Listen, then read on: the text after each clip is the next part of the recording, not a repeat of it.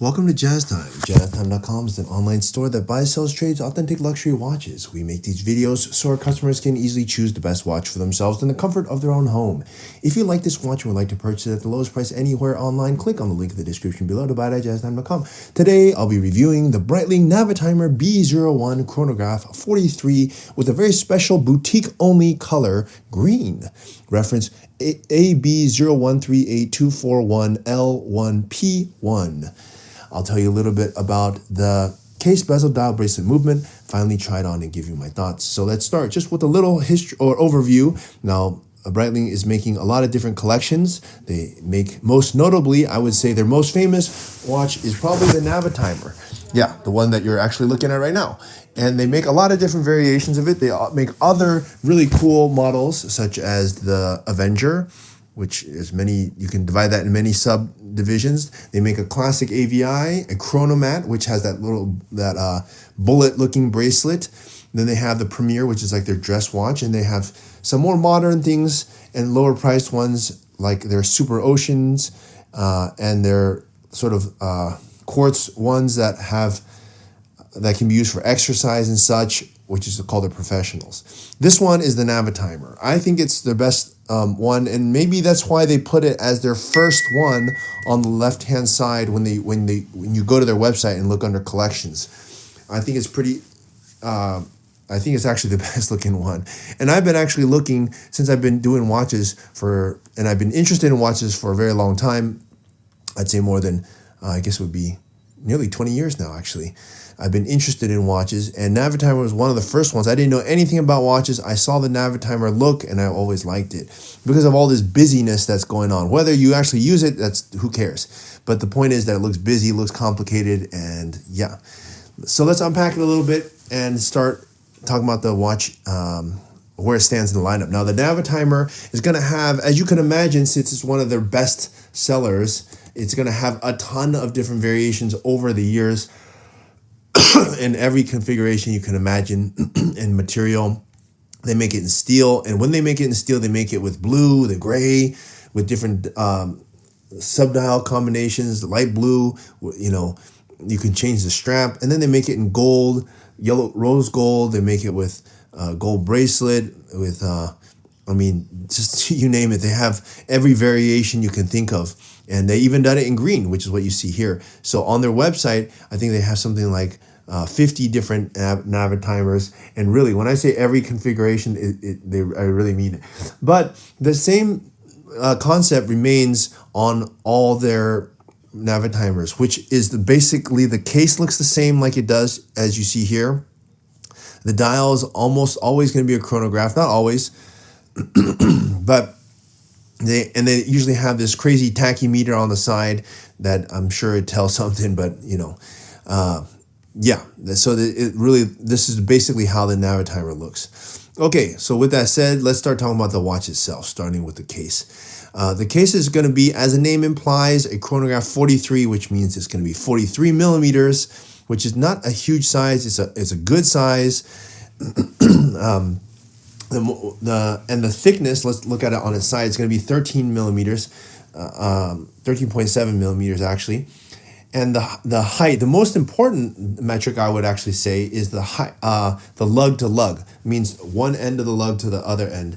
And that distance is 49 millimeters, which is not very big.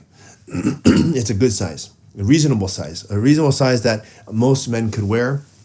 They made much bigger watches than this, but this is a good size. And the lug width is 22 millimeters at the lug and 18 millimeters at the bracelet end. Okay, that's the stainless steel, and of course the watch itself is made of stainless steel. And if you look at the case of it, you can see they did a really nice job of doing more than just any regular lug. They did a nice lug with satin finish top and a beveled edge, and so the edge doesn't just go down straight. It has this bevel to it, and then it goes down. And then you have the pushers, which are just pump pushers. It makes the watch look a little bit more vintage. I like the look on it, and it's more practical in that you don't have to screw and unscrew them. You just simply press it. Although you might not want to activate it in water, it still looks, it's a nice lug. And the lugs don't stick out too far, and they're kind of angled downwards so that the watch sits nicely on your wrist. That's what I like about this case. So it's a good case. Not an incredible case, but it's a good, solid, nice looking case, and it fits the watch very well. Now let's look on the bezel here. Now the bezel is going to be, it's going to have this tachymetric scale on it. It has hour markers, minute markers and such. It just really looks cool, and it has all this writing, all this stuff on it. I'm not going to get into that. Actually, I have to read to even understand it, but I'm going to say that 99.9% are not going to use this to calculate any kind of kilometers or miles per hour. You know, who really cares about that? But it is cool that it's there. It makes the watch, lends into this tool watch, idea, and just, in my opinion, really looks cool. And I like how they put the insert of the bezel on the inside of the bezel as opposed to the outside, which actually frees up more space for the dial to look look wider. Even though the watch is already big, it still just opens that space up. Sometimes the bezel kind of crowds the space of the dial. That doesn't happen here. Really nice. Okay, let's move on and look at the dial here. Now, it's going to be a chronograph, okay? And the good thing is this chronograph calculates up to 12 hours. It has minutes on the right, hours at the bottom, and running seconds on the top, on the left. And what else I can say about it is that if you look at the subdials are kind of sunken in, if you will, so it provides some depth. It's just not just flat, a little bit sunken in, and they're done to contrast in black. And the dial itself, of course, as you see, it's green, a very beautiful green. A green that you might mistaken that is even green. You don't really see a green like this very often, and it's a boutique only, by the way. So if you want to buy this watch, unless you want to pay full pop, which is $10,300 as of 2026, if you want to pay less than that, we're selling it much less than that, actually, by the way, at jazztime.com. We're selling it for in the 7,000s at jazztime.com. That's 26% off, and you can get it with no tax if you're not in California. So that's a really good deal. The dial here, really special. I like that this green contrast. I never seen that before. You don't see that very often with this black, and the black contrasted with the bezel. So you have bezel black, subdials black, and the rest of the watch green. It provides a really cool contrast. And then you have this go signal at the 12 o'clock, which is the 60 kilometer an hour mark, which is also really cool. So it just provides a lot of depth, if you ask me. All right, and contrast that with the next part, which is the strap, which is also in black. Now you can actually change the strap to anything you want, but I like how Breitling does black strap with a white stitching, because the white stitching gives it a more sporty look as opposed to tone on tone. Of course, you can switch that out, but a crocodile strap is meant to be good formal, but then they contrast that with white stitching, which makes it a little bit more, I guess you'd say, sporty.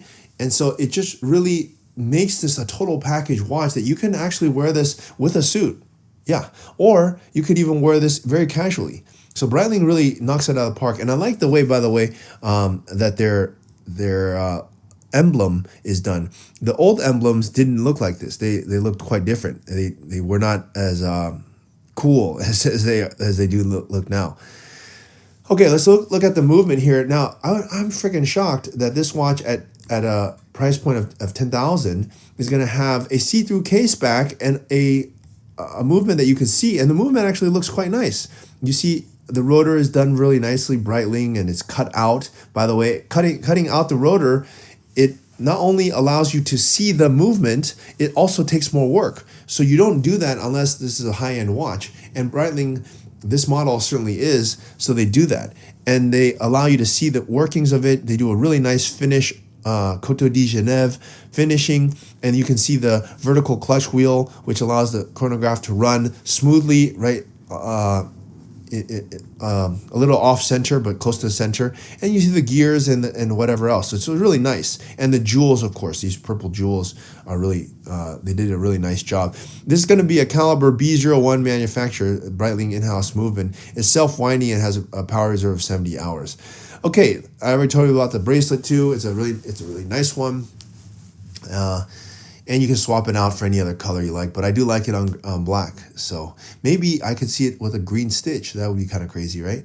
Okay, anyways, yeah, so that's it. Let's try this watch on my wrist and give you my thoughts. Now, I'm a fan of Breitling. Now, I can't say they're the best watch in the world, but at this price point, they're pretty nice. I'd say the sub 10,000 price point, right in there with other brands such as Omega, IWC.